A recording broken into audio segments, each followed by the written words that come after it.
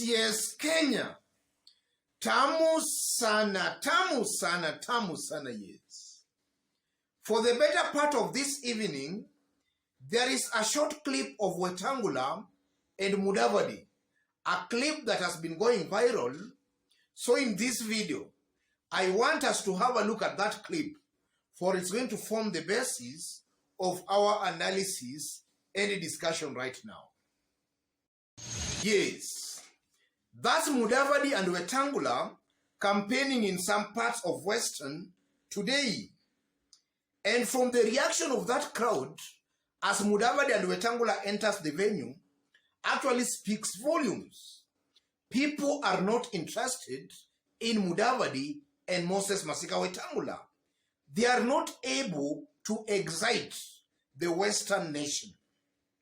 So in this video, I want us to dig deep to see exactly what that means politically. In case you've bumped here for the very first time, kindly subscribe, give this video a like. I've always maintained that Western vote seems to be solidly behind Raila Amolo Odinga.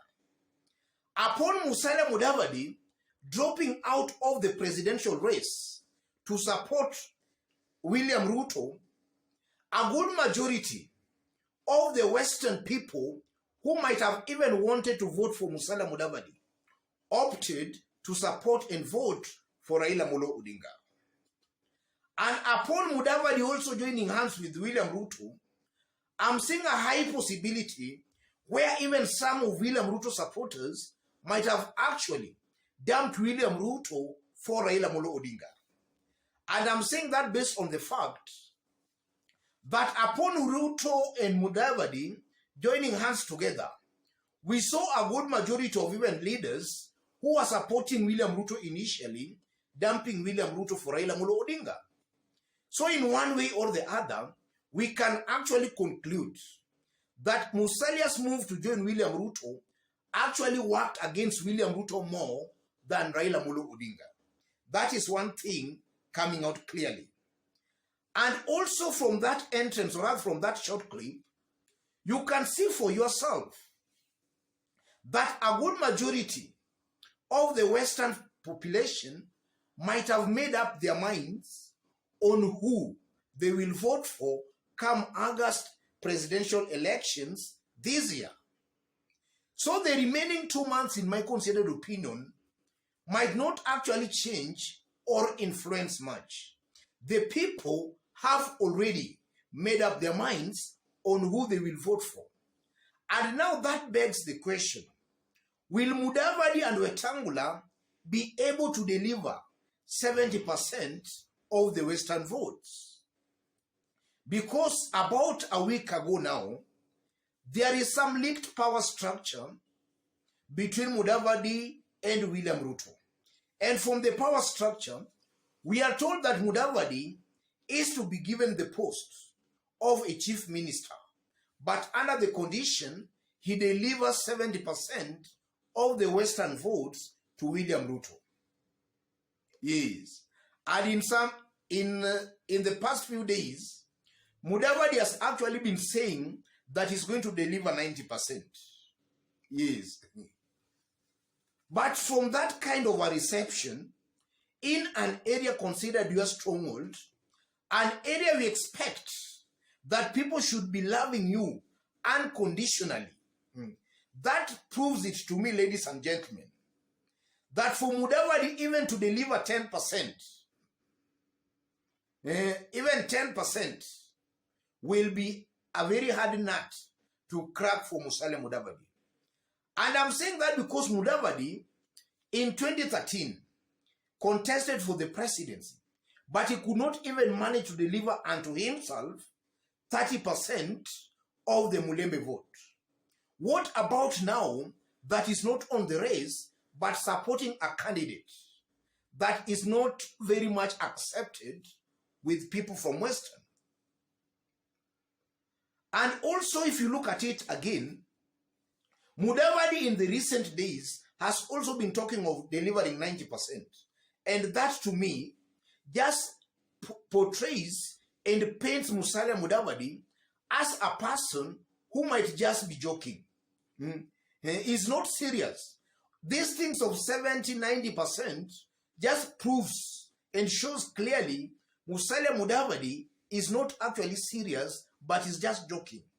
All these are figures, maybe they're just throwing for the sake of throwing, but they're not serious about delivering votes equating to those figures, or rather equating those figures.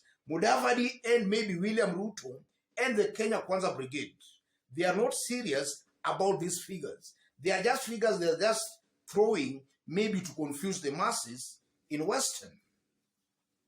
Yes. And that short clip now proves it to me again as to why William Ruto actually gave these two leaders some conditions.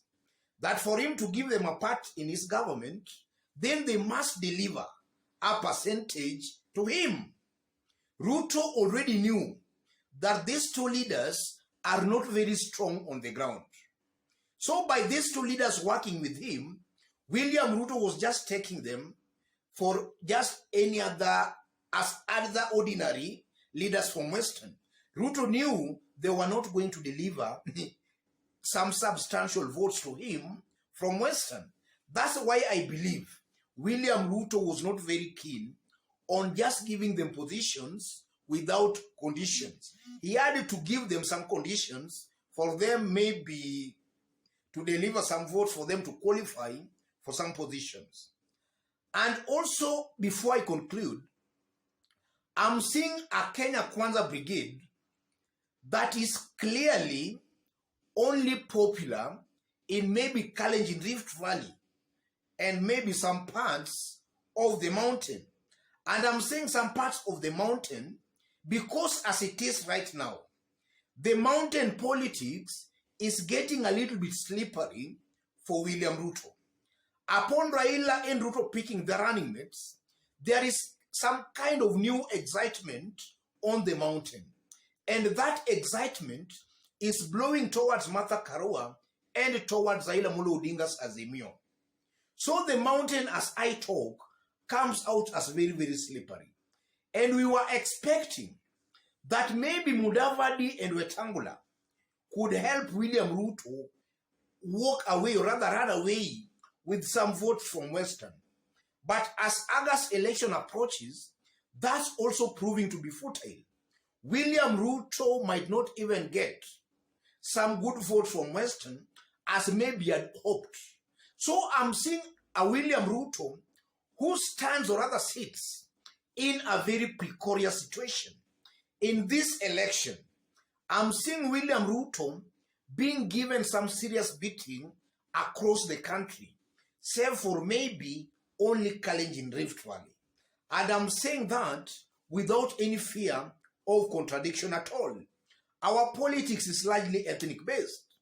And in the previous elections, from the results we have seen, a candidate contesting for the presidency for the very first time, unless that candidate is supported by the government, previous presidential results have actually shown that that candidate tends to get votes only from his ethnic community. 2022 will not be in any way different from those previous presidential elections. In this election, I'm seeing William Ruto getting votes mainly from his Kalenjin ethnic community. Yes.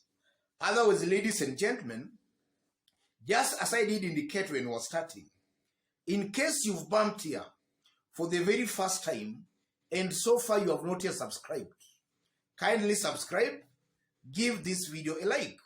And to our fans, our subscribers here, I'm very much humbled, very grateful for the kind of support you are giving me here.